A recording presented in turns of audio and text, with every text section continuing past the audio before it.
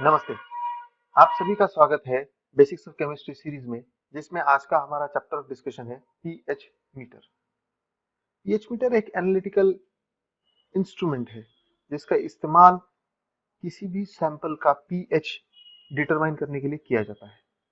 इसके एप्लीकेशंस क्या है, इसकी नेसेसिटी क्या है, इन सभी बातों को डिस्कस करने के लिए हमने आज ये टॉपिक चूज किया है। यह बहुत ही बेसिक एनालिटिकल प्रोसीजर है जो रेगुलर बेसिस पर मेजॉरिटी लैबोरेटरीज में यूज किया जाता है। इसका कारण यह है कि प्रोडक्ट की क्वालिटी में पीएच एक बहुत ही इंपॉर्टेंट फैक्टर माना गया है।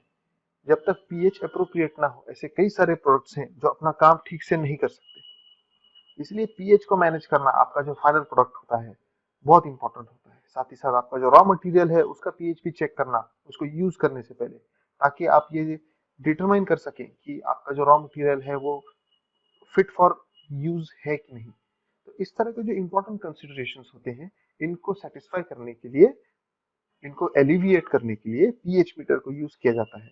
पीएच मीटर एक इंस्ट्रूमेंट है जो एक एनालिटिकल साइंस पर बेस्ड है, और उस एनालिटिकल साइंस को हम पीएच मेट्री कहेंगे। पीएच मेट्री यानी the science to measure pH of a given sample. तो आज हम पीएच मेट्री और पीएच मीटर इन दोनों की ही स्टडी करेंगे। हम देखेंगे कि ये इंस्ट्रूमेंट का प्रिंसिपल ऑफ वर्किंग क्या है, ये किस तरह से काम करता है, और इससे रिलेटेड बाकी सारे कंसेप्ट। तो चलिए शुरू करते हैं। हमेशा की तरह हम सबसे पहले रिकैप के साथ स्टार्ट करेंगे। इसके पहले हमने काफी सारे डिस्कशंस किए हैं। बेसिकली हमने 5 अलग अलग टॉपिक्स पर डिस्कशन किए हैं, जिसमें से सबसे पहले यूनिट्स को हमने देखा था। ये हमारा फाउंडेशन ऑफ केमिस्ट्री था। इसमें हमने देखा था कि किस तरह से यूनिट्स डिफाइन किए जाते हैं, बेस यूनिट्स क्या है, डिराइव्ड यूनिट्स क्या है, यूनिट्स को मैट्रिक सिस्टम में फिट करने के लिए ऐसा सिस्टम बनाया गया है, ऐसा सिस्टम कैसा होता है, किस तरह से काम करता है, सीजीएस, एमकेएस, एफपीएस सिस्टम। तो यूनिट से रिलेटेड इतने जो भी टॉपिक्स थे वो सब हमने डिस्कस किए। हमने मोल कंसेप्ट डिस्कस किए, मोलरिटी, उसके बाद फिर हमने नॉर्मेलिटी को डिस्कस किया, उसके बारे में पढ़ाई की, इक्विवेलेंट वेट का significance, formulas to calculate normality. उसके बाद फिर स्टैंडर्डाइजेशन में प्राइमरी स्टैंडर्ड, सेकेंडरी स्टैंडर्ड का इंपॉर्टेंस हमने चेक किया। साथ ही साथ हमने प्रैक्टिकल इलिस्ट्रेशंस भी देखे। तो उनमें हमने ये एनालाइज किया कि स्टैंडर्डाइजेशन क्यों इंपॉर्टेंट है, जो भी एनालिटिकल केमिस्ट्री की फील्ड है उसके लिए। फिर हमने प्यूरिटी को डिस्कस किया। प्यूरिटी से रिलेटेड और स्टैंडर्डाइजेशन से रिलेटेड जो एक्सपेरिमेंट्स है वो हमने हमारे 5th चैप्टर में डिस्कस किए, ताकि हमें एक अंडरस्टैंडिंग मिल सके।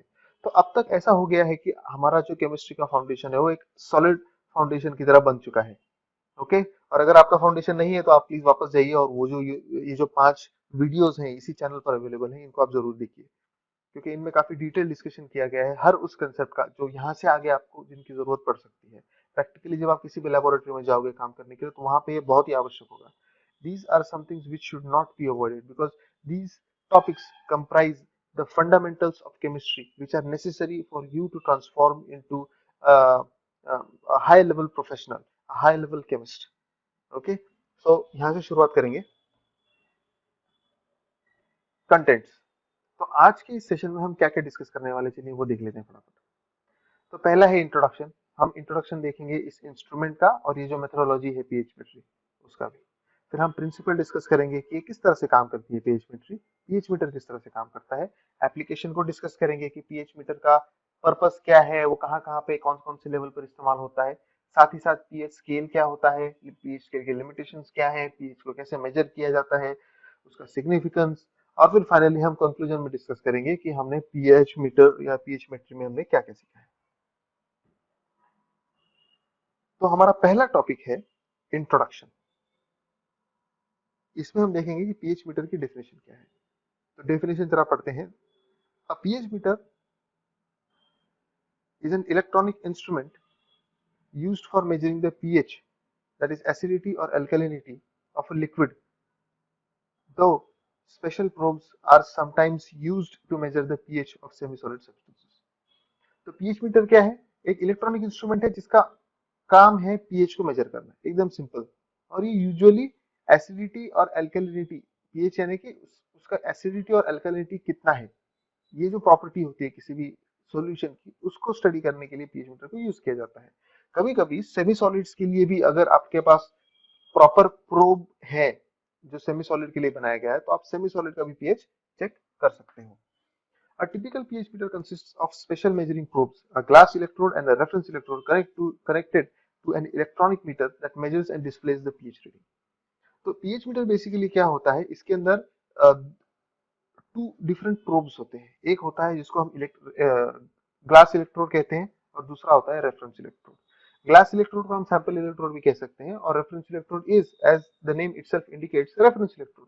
आपने देखा होगा जब भी आप मास मेजर करते हैं वेइंग बैलेंस का इस्तेमाल करके, राइट, तो क्या करते हैं, दो पैन्स होते हैं, एक पैन में आप मास रखोगे यानी कि आपका स्टैंडर्ड वेट बार रखोगे और दूसरे इसमें जिस भी चीज का आपको वजन करना है वो रखोगे और फिर when you will check that whether or not both have the same mass, तो इस बेसिस पर मेजरमेंट होता है ना। हमेशा मेजरमेंट में हम क्या कर रहे हैं, एक स्टैंडर्ड रख रहे हैं। आपने स्टैंडर्डाइजेशन पढ़ा, स्टैंडर्डाइजेशन में भी क्या हो रहा था, आप दो सॉल्यूशंस का टाइट्रेशन कर रहे हो, लेकिन एक सॉल्यूशन की जानकारी पहले आप डिटरमाइन कर लेते थे, तभी तो फिर टाइट्रेशन करके हमें जो दूसरा अननोन सॉल्यूशन है उसकी नॉर्मेलिटी या मोलरिटी पता चलती थी।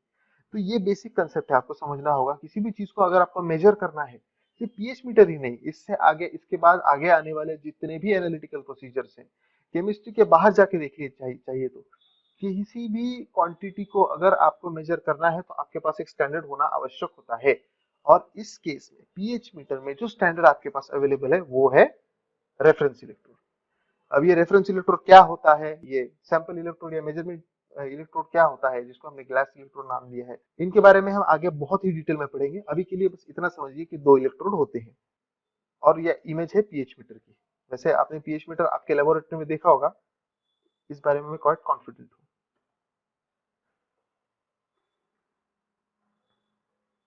तो पीएच की अब डेफिनेशन देखते हैं। पीएच मीटर तो हमें समझ गया, अब पीएच मीटर क्या है। pH is defined as negative log of H plus ions present in the solution, whereas H plus is molar hydrogen ion concentration। तो H plus क्या है, मोलर हाइड्रोजन आयन कॉन्सेंट्रेशन है और उसका अगर आप नेगेटिव लॉग लोगे तो आपको pH उस पर्टिकुलर प्रोडक्ट का मिलेगा। Actually pH must be defined in terms of thermodynamic activity of H plus ion and not as a molar concentration। तो आप एक तरह से देख सकते हैं कि pH की जो डेफिनेशन है वो उसमें एक लिमिटेशन है, और लिमिटेशन क्या है कि it is more logical and it is more practical to define pH as the thermodynamic activity of H plus ions। क्योंकि देखिए pH से हमारे प्रोडक्ट पर कब इम्पैक्ट आता है ये मैं आपको बताना चाहूंगा। अब आप ये तो समझ गए कि pH क्या है, ये बेसिकली कॉन्सेंट्रेशन है H प्लस आयंस का। जितने ज्यादा H प्लस आयंस है उतना ज्यादा वो प्रोडक्ट एसिडिक है, जितने कम H प्लस आयंस है उतना कम वो एसिडिक है। तो ये बेसिक आइडिया है जो हमें समझने आवश्यक है। बात ये है कि थर्मोडायनेमिक एक्टिविटी करने के लिए यानी कि केमिकल रिएक्शंस में पार्टिसिपेट करने के लिए या फिर अलग अलग केमिकल इंटरेक्शंस करने के लिए हाइड्रोजन प्लस आयंस जो है H प्लस आयंस वो कितने ज्यादा एक्टिव हैं, कितने ज्यादा अवेलेबल हैं, इससे डिफाइन किया जाना चाहिए पीएच। क्योंकि अगर H प्लस आयंस प्रेजेंट भी है और वो किसी चीज के साथ एक्ट नहीं करेगा तो बेसिकली इसका मतलब ये हो जाएगा कि उस पीएच मेजरमेंट का कोई सिग्निफिकेंस ही नहीं रहेगा। क्योंकि हम पीएच मेजर ही इसलिए करते हैं क्योंकि अगर एक्टिविटी बढ़ती है तो प्रोडक्ट की शेल्फ लाइफ पर इम्पैक्ट पड़ता है। एक्टिविटी अगर H प्लस आयंस की बढ़ती है तो उसका जहां पर भी एप्लीकेशन किया जा रहा है, प्रैक्टिकल एप्लीकेशन, वहां पर अनवांटेड इफेक्ट्स आपको देखने को मिल सकते हैं। तो इन सभी चीजों से बचने के लिए हम पीएच को मेजर करते हैं, हम डिटरमाइन करते हैं कि whether the pH of any product or any raw material that we intend to use is in compliance with the requirement to safely complete that task whilst maintaining the efficiency of the process। तो आपको efficiency भी maintain करनी है, effectiveness भी maintain करनी है और साथ ही साथ आपको हाइड्रोजन आयन कॉन्सेंट्रेशन भी मेंटेन करना है।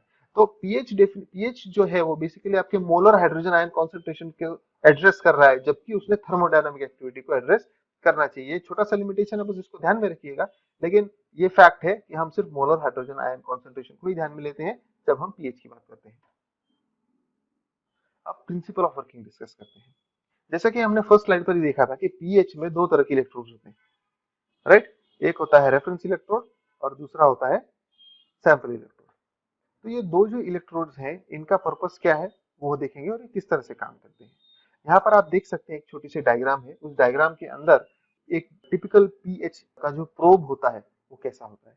देखिए यहाँ पे मैं वर्ड यूज कर रहा हूँ प्रोब। प्रोब वर्ड यूज करने का कारण ये है कि इसके अंदर दोनों इलेक्ट्रोड होते हैं। आप अगर दूर से देखोगे तो आपको लगेगा कि यहाँ पर तो दो इलेक्ट्रोड है, ये फर्स्ट इलेक्ट्रोड और ये है सेकंड इलेक्ट्रोड। लेकिन ऐसी बात नहीं है। अगर आप लेबल्स को अगर पढ़ोगे तो आपके ध्यान में आएगा कि ये टेम्परेचर सेंसर है। तो फिर रेफरेंस और आपका जो सैंपल टेस्टिंग इलेक्ट्रोड है वो कहाँ गए, तो वो एक्चुअली एक ही प्रोब है जिसके अंदर दोनों को सेट कर दिया गया है। ये आपका मेजरिंग इलेक्ट्रोड सेंटर में दिखाया गया है यहाँ पर, और आपका जो रेफरेंस इलेक्ट्रोड है वो यहाँ पर है साइड में। ओके, तो ये कुछ इस तरह से सेट किया गया है कि दोनों इलेक्ट्रोड एक ही जगह पर हैं, लेकिन सेपरेट कंपार्टमेंट में। सेपरेट कंपार्टमेंट में कैसे है वो इंडिविजुअली हम अभी स्टडी करेंगे, लेकिन आपको ये समझना होगा कि एक ही इंस्ट्रूमेंट के अंदर दोनों इलेक्ट्रोड सेपरेट एक डिफरेंट काइंड ऑफ एनवायरनमेंट में एनक्लोज किए गए हैं, जिस वजह से वो साथ में होते हुए भी सेपरेट होते हैं एक दूसरे से। ओके, और दो इलेक्ट्रोड का रीजन क्या है रखने का? अगर आपके पास मेजरिंग इलेक्ट्रोड है तो फिर रेफरेंस इलेक्ट्रोड क्यों चाहिए? Naturally, right? इसका कारण ये है, एक स्टैंडर्ड होना ही चाहिए कंपैरिजन के लिए, वरना आप मेजरमेंट नहीं कर सकते। अगर कुछ गलत हो रहा है या फिर आपका measuring electrode out of trend जा रहा है, तो इस बात को आइडेंटिफाई करने के लिए, समझने के लिए आपको वहां पर स्टैंडर्ड जरूर लगेगा। बिना स्टैंडर्ड के कोई भी टेस्टिंग रिलायबल नहीं माना जाता है। आपको वो जोक तो याद होगा ना, जब डैडी घर पर आते हैं तो उनका बेटा एकदम खुशी से उनको कहता है, पिताजी मैंने आज रेस लगाई थी स्कूल में और मैं सेकंड आया। तो पिताजी एकदम खुश हो जाते हैं और कहते हैं कि अरे वाह, काफी अच्छा काम किया, कितने लोग थे बताओ रेसिंग में? तो बच्चा कहता है कि हम दो ही लोग थे। तो आप देख रहे हैं कि जब तक सेकंड आया, ये बात हो रही थी, उसका रैंक सेकंड आया, तब तक काफी रिजल्ट अच्छा लग रहा था। लेकिन जैसे ही पता चलता है कि पार्टिसिपेट करने वाले सिर्फ दो लोग थे और दो लोगों में सेकंड रैंक आया है, तो फिर पता चल जाता है कि बेसिकली वो उतना इंप्रेसिव रिजल्ट नहीं है जितना पहले लग रहा था। तो यही आपको केमिकल रिएक्शंस में किसी भी तरह का मेजरमेंट हो, मैं सिर्फ केमिस्ट्री की बात नहीं कर रहे, इन लाइफ आप कहीं भी जाके मेजर करेंगे किसी भी एस्पेक्ट को अपनी पर्सनल या प्रोफेशनल लाइफ में, तो आपके ये ध्यान में आएगा कि आप किसी चीज से आपको आपकी जो भी परफॉर्मेंस है या स्टेटस है उसको कंपेयर करना पड़ेगा। जब तक आपके पास स्टैंडर्ड नहीं है, जब तक आपके पास किसी तरह का माइलस्टोन नहीं है कंपैरिजन करने के लिए, तब तक आप ट्रूली गेज नहीं कर सकते कि आपकी प्रोसेस जो भी है वो आपके मर्जी मुताबिक हो रही है या नहीं हो रही है, उसमें करेक्शन की जरूरत है या नहीं है, करेक्शन की जरूरत है तो कितना करेक्शन करना चाहिए। तो इस तरह के जो क्रिटिकल क्वेश्चंस होते हैं किसी भी प्रोसेस को कंट्रोल करने के लिए जो आवश्यक होते हैं, उनका आंसर आपको तब तक नहीं मिल सकता जब तक आप स्टैंडर्ड यूज नहीं करोगे। और पीएच प्रोब में एग्जैक्टली यही कर रहे हैं। पीएच प्रोब में दो इलेक्ट्रोड दे दिए, एक रेफरेंस इलेक्ट्रोड जो स्टैंडर्ड बताएगा आपको कि क्या सही है क्या गलत है, और उसके अगेंस्ट हम मेजर करेंगे कि हमारे मेजरिंग इलेक्ट्रोड का परफॉर्मेंस। और फिर यही जो मेजरिंग इलेक्ट्रोड का जो परफॉर्मेंस है, इसको वैलिडेट करने का काम करेगा आपका रेफरेंस इलेक्ट्रोड। इसका रीजन क्या है वो भी मैं आपको बताऊंगा जब हम इंडिविजुअली इलेक्ट्रोड्स पर स्टडी करेंगे। तो यहाँ पर आप देख सकते हैं, glass pH probe consist of two electrodes, glass tube filled with pH buffer 7 solution and glass tube containing saturated KCl solution. तो यहाँ पर आपको देखना होगा दो तरह के सॉल्यूशंस हैं। ये जो सेंटर में जो है ना, ये आपका मेजर इलेक्ट्रोड, इसके अंदर जो लिक्विड है वो आपका स्टैंडर्ड पीएच 7 बफर है। बफर सॉल्यूशन क्या होता है केमिस्ट्री के स्टूडेंट्स को पहले से पता होगा, अगर आपको पता नहीं तो मैं आपको बताना चाहूंगा। ऐसे सॉल्यूशंस होते हैं जिनमें आयंस का इस तरह का मिक्सचर होता है कि अगर उनके पीएच में चेंज आ जाए या फिर उनमें अगर कोई पर्टिकुलर पीएच चेंज करने वाली केमिकल ऐड किया जाए, राइट, यानी कि एसिड या एल्कली ऐड किया जाए, तो वो up to a certain extent उस चेंज को एब्जॉर्ब कर लेते हैं, एक तरह से एडजस्ट कर लेते हैं और अपने पीएच को मेंटेन करके रखते हैं। यानी कि पीएच 7 बफर जो है वो एक सर्टेन लिमिट तक, इसमें आप एसिड डालिए या बेस डालिए, वो अपना 7 पीएच मेंटेन करने की कोशिश करेगा।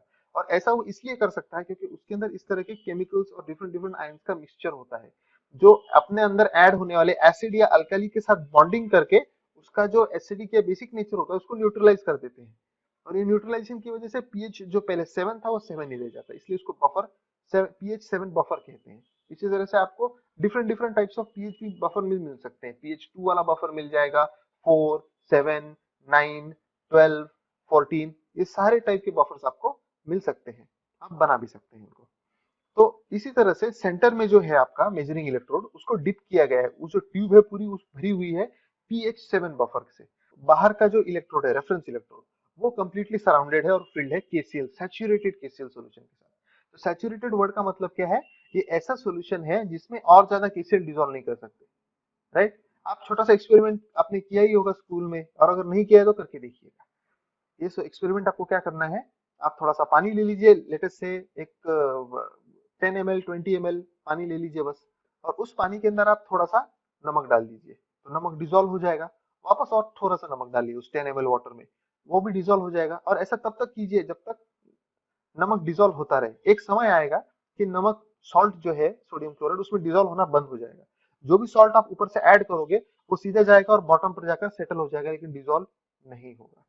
तो मतलब इसका मतलब ये हो जाता है कि वो जो लिक्विड है, जो पानी है, उसकी कैपेसिटी सोडियम क्लोराइड को डिसॉल्व करने की वो खत्म हो चुकी है। तो उस समय पर हम उस सॉल्यूशन को कहेंगे कि it is a saturated solution of sodium chloride. उसी तरह से आप पोटेशियम क्लोराइड को भी वाटर में उसका एक सॉल्यूशन तब तक बना सकते हो जब तक वो सैचुरेट नहीं हो जाता, मतलब इतना ज्यादा केसीएल आपको उसके अंदर डालना है कि उसके अंदर और ज्यादा केसीएल डिसॉल्व न हो पाए, उसकी कैपेसिटी खत्म हो जानी चाहिए केसीएल को डिसॉल्व करने की। तो ऐसे सॉल्यूशन को हम सैचुरेटेड केसीएल सॉल्यूशन कहते हैं, और वो सैचुरेटेड केसीएल सॉल्यूशन यहाँ पर रेफरेंस इलेक्ट्रोड का जो चैम्बर है उसमें फिल किया हुआ होगा। इसका कारण यह है कि सैचुरेटेड केसीएल सॉल्यूशन का जो पीएच होता है स्पेसिफिक होता है। इसका कारण क्या है? क्योंकि पोटेशियम क्लोराइड का जो कॉन्सेंट्रेशन है सैचुरेटेड, वो बहुत हाई लेवल पर होता है, बहुत ज्यादा क्वांटिटी होती है, इसलिए उसमें चेंज नहीं आता है। समझ लीजिए समुद्र में से आपने एक कटोरा निकाल लिया पानी भर के, तो समुद्र को फर्क पड़ेगा? बिल्कुल नहीं। एक कटोरा क्या, बड़े बड़े टैंकर भर के निकाल लीजिए पानी, कुछ फर्क नहीं पड़ेगा, क्योंकि पानी इतना ज्यादा है कि इसमें कुछ कम ज्यादा भी हो जाए तो उसको कोई फर्क नहीं पड़ता, एक सिग्निफिकेंट डिफरेंस नहीं आएगा रीडिंग में। तो इसलिए सैचुरेटेड केसीएल सॉल्यूशन जो है ना, वो लॉन्ग टर्म के लिए आपको एक स्टेबल रीडिंग देने की कैपेबिलिटी रखता है। जबकि जो सेंटर वाला जो इलेक्ट्रोड है जिसके अंदर pH 7 भरा हुआ है बफर, वो उतना स्टेबल नहीं होता है। बफर जो होते हैं उनकी एक लिमिटेड पीरियड तक की लाइफ होती है। और साथ ही साथ हम थोड़ी देर में जब प्रिंसिपल ऑफ वर्किंग देखेंगे तो आपको समझ में आएगा कि जो pH 7 बफर है ना, उसमें चेंजेस आते हैं। चेंजेस आपके रेफरेंस इलेक्ट्रोड में भी आते हैं जब आप इक्विपमेंट को ऑपरेट करते हैं। लेकिन जैसा कि मैंने कहा, saturated KCl solution is like see, अब उसमें से थोड़ा सा चेंज भी आ गया तो वो मैनेज कर लेगा, क्योंकि उसमें ऑलरेडी बहुत हाई कॉन्सेंट्रेशन है सॉल्ट्स का। लेकिन same can not be said about pH 7 buffer, उसकी कैपेबिलिटी है, और उस कैपेबिलिटी के आगे अगर जाकर आप उसको यूज करोगे तो उसमें डिग्रेडेशन होने लगता है, उसका केमिकल डिग्रेडेशन, जिसकी वजह से उसकी एक्टिविटी कॉम्प्रोमाइज हो जाती है। यही रीजन है कि उसके साथ कंपैरिजन में हमें एक दूसरा रेफरेंस इलेक्ट्रोड रखना पड़ता है। तो ये चेंजेस कैसे आते हैं, क्या आते हैं, हम थोड़ी देर में देखेंगे। मैं आपको सिर्फ एक पीएच प्रोब के बारे में एक बेसिक आइडिया आपको देना चाहता था। तो यहाँ पे आपके पास दो इलेक्ट्रोड्स हैं, अपने सैंपल में डिप किया है, और होता क्या है, एक शॉट वापस बता देता हूँ मैं। जो ये जो बल्ब होता है, ये बल्ब जो होता है ना, ये एकदम थिन ग्लास मेम्ब्रेन होती है जो परमिएबल होती है। परमिएबल होती है ना, इसके आर पार मटेरियल जा सकता है, लेकिन लार्ज क्वांटिटी में नहीं, आयंस पास होते हैं सिर्फ। तो सॉल्यूशन के अंदर जितने भी पॉजिटिवली चार्ज आयंस है वो इस ग्लास मेम्ब्रेन की तरफ कलेक्ट हो जाते हैं, और यहाँ पर केमिकल रिएक्शन एग्जीक्यूट होती है। केमिकल रिएक्शन एग्जीक्यूट होने की वजह से इस इलेक्ट्रोड में इलेक्ट्रिसिटी जनरेट होती है, और इलेक्ट्रिसिटी जो जनरेट हो रही है उसका जो वोल्टेज है, मतलब रेजिस्टेंस कितना डेवलप हो रहा है, उस रेजिस्टेंस के बेसिस पर हम डिफाइन करते हैं कि कितना ज्यादा पीएच है। तो पीएच का और वोल्टेज का रिलेशनशिप हमें पता होता है, वो इंस्ट्रूमेंट के साथ ही फीड किया जाता है, तो उसके बेसिस पे फिर पीएच डिटरमाइन होता है। और ये रिलेटिव टेम्परेचर डिटेक्टर या टेम्परेचर सेंसर होता है जो टेम्परेचर बताता है। टेम्परेचर सेंसर की आवश्यकता इसलिए है ताकि हम ये इंश्योर कर सकें कि सारे सैंपल्स का जो मेजरमेंट है वो सेम टेम्परेचर पर किया गया है कि नहीं किया गया है। क्योंकि आप किसी भी सैंपल को ले लीजिए, अगर उसका टेम्परेचर चेंज होता है तो उसके पीएच में भी चेंजेस आते हैं। तो इस एरर को एलिमिनेट करने के लिए टेम्परेचर सेंसर भी इंस्टॉल किया जाता है। प्रिंसिपल ऑफ वर्किंग थोड़ा डिटेल में देखते हैं। The sensor electrode bulb is made up of porous glass membrane coated with silica and metal salts. तो ये एक ऐसी ग्लास मेम्ब्रेन है जिसके ऊपर सिलिका, सिलिका भी एक मेटल है, और अलग दूसरे मेटल सॉल्ट्स होते हैं, उन सबका एक थिन लेयर होता है इसके ऊपर। Silver wire coated with silver chloride immersed in pH 7 buffer in the bulb. तो ये देखिए, सिल्वर सिल्वर जो सिल्वर की वायर होती है, वो सिल्वर की wire coated with silver chloride is immersed in buffer, okay, pH 7 buffer में। Another silver wire coated with silver chloride is immersed in saturated potassium chloride in reference electrode as shown in the figure। तो saturated potassium chloride KCl का जो solution है उसके अंदर भी एक silver chloride की silver chloride coated silver wire insert की जाती है। Potassium chloride is the reference electrode as shown in the figure. तो ये एज अ रेफरेंस इलेक्ट्रोड काम करेगा, क्योंकि इसके रीडिंग पर कोई डिफरेंस नहीं आएगा, over a period of time the reading of this electrode is not going to change, so it is used as a reference electrode. When the probe is placed in a solution to measure the pH, hydrogen ions accumulate around the bulb and replace the metal ions from the bulb. This exchange of ions generates some electric flow that is captured by silver wire। तो होता क्या है, देखो, जब इस probe को आप solution में डिप करोगे तो क्या होगा, hydrogen ions accumulate around the bulb, hydrogen ions bulb के आसपास अक्यूमुलेट हो जाएंगे। क्यों? क्योंकि वहां पर मेटल आयंस है, इस वजह से। And replace the metal ions from the bulb, तो इस बल्ब के अंदर जो मेटल आयंस है उनको रिप्लेस करने लगते हैं वो, ऑलराइट। और जब रिप्लेस करने लगते हैं तो ये एक तरह की आयनिक एक्सचेंज होता है ना, और जब आयंस एक्सचेंज होते हैं तो बेसिकली उसे हम इलेक्ट्रिक फ्लो कहते हैं। इलेक्ट्रिक करंट जब फ्लो होता है तो क्या होता है कि आयंस एक जगह से दूसरे जगह जा रहे हैं, they are travelling, okay, and that is basically electric current. तो ये इलेक्ट्रिक करंट यहाँ पर फ्लो होने लगता है, और इसी इलेक्ट्रिक करंट को जो सिल्वर वायर पीएच7 बफर में डिप किया हुआ है वो कैप्चर करता है, और उससे जनरेट होने वाले वोल्टेज के बेसिस पर पीएच कितना है सैंपल का ये डिटरमाइन किया जाता है in comparison to reference electrode which is also present in the same probe. The voltage of this electric flow is measured by the pH meter by converting into pH value by comparing the generated voltage with the reference electrode. Increase in acidity of the solution has a greater concentration of hydrogen ions that increases the voltage. This increased voltage decreases the pH reading in a pH meter. तो देखिए क्या हो रहा है कि increase in acidity, जब acidity बढ़ेगी इसका मतलब H प्लस आयंस बढ़ेंगे, राइट, क्योंकि हमने स्टार्टिंग में ही देखा है what is pH, it is a negative log of hydrogen ion concentration. तो एसिडिटी बढ़ेगी यानी हाइड्रोजन आयन बढ़ेंगे, और ये नेगेटिव लॉग है, इसका मतलब क्या होगा, रिलेशनशिप उल्टा आएगा। तो अगर आपकी एसिडिटी बढ़ रही है यानी कि हाइड्रोजन आयन बढ़ रहे हैं, इसका मतलब पीएच का जो फिजिकल नंबर है, वैल्यू इंडिकेशन, वो नीचे जाएगा। इसका कारण ये है कि मतलब पीएच जितना कम उतना ज्यादा वो सॉल्यूशन एसिडिक, इसका मतलब ये होता है। तो स्केल में ये बात हम वापस एक बार डिस्कस करेंगे। Increase in acidity of the solution has a greater concentration of hydrogen ions that increases the voltage. Okay, acidity बढ़ेगी, हाइड्रोजन आयंस बढ़ते हैं जिससे वोल्टेज भी बढ़ता है। This increase voltage decreases the pH reading in pH meter. In the same manner an increase in the alkalinity decreases the hydrogen ions or increases in hydroxyl ions concentration also decreases the voltage and increases the pH value in pH meter. तो इसी तरह से जब acid basicity यानी कि alkalinity कम होती है तो हाइड्रोजन आयन कॉन्सेंट्रेशन बढ़ता है, हाइड्रोजन आयन कॉन्सेंट्रेशन बढ़ता है तो हाइड्रोक्सिल आयंस का कॉन्सेंट्रेशन कम होता है। इसी का मतलब है कि वोल्टेज बढ़ जाता है और पीएच वैल्यू जो है पीएच मीटर की वो भी बढ़ जाती है। तो इस तरह से जब एसिडिटी बढ़ती है तो पीएच नंबर नीचे होता है, जब एसिडिटी कम होती है तो पीएच नंबर ऊपर चला जाता है। पीएच मीटर के या पीएच मीटर के एप्लीकेशंस देखिए, ऐसी कोई भी डिसेंट लेबोरेटरी है जिसमें केमिकल एनालिसिस होता है तो वहां पे आपको पीएच मीटर मिलेगा ही, क्योंकि पीएच मेजरमेंट एक एकदम बेसिक एनालिटिकल प्रोसीजर है जो सारे प्रोडक्ट्स के लिए यूज की जाती है। चाहे वह एग्रीकल्चर हो, एग्रीकल्चर में आप कौन से तरह का पेड़ आप प्लांट करेंगे, क्योंकि जब फसल बढ़ती है तो उसमें पीएच जो है सॉइल का वो काफी बड़ा फैक्टर होता है। आप कोई भी पेड़ किसी भी तरह की जमीन पर नहीं उगा सकते। There is a reason why only specific trees grow in a specific geographical area, right. उसका कारण ये है कि उस सॉइल का जो पीएच होता है, उस सॉइल का जो न्यूट्रिएंट मेकअप होता है, वो सिर्फ एक पर्टिकुलर प्लांट के लिए ज्यादा सुटेबल होता है। यही रीजन है कि एप्पल्स आपको कश्मीर में मिलेंगे, उसमें एनवायरनमेंट का भी फैक्टर है ऑफकोर्स। आपको अगर एकदम टॉप क्वालिटी के मैंगोज चाहिए तो आपको रत्नागिरी में मिल जाएंगे, महाराष्ट्र में। आपको अच्छी चाय चाहिए तो असम या दार्जिलिंग जो है जगह, वहाँ के जो खेत है वहां पर सबसे अच्छी चाय उगती है। अगर आपको स्पाइसेस का कल्टीवेशन करना है तो साउथ इंडिया में काफी सारे रीजन हैं जहाँ पर ये स्पाइस का कल्टीवेशन किया जा सकता है, राइट। तो ये जो सॉइल होती है, सॉइल की सुटेबिलिटी होती है, और इसके टेस्टिंग में पीएच का टेस्टिंग भी काफी इंपॉर्टेंट होता है, ये डिसाइड करने के लिए कि आपकी जो सॉइल है उसमें आप किस तरह का हार्वेस्ट, किस तरह का फार्मिंग कर सकते हो। फिर नेक्स्ट है फार्मा कंपनीज। फार्मा कंपनीज तो एक्सटेंसिवली यूज करती हैं।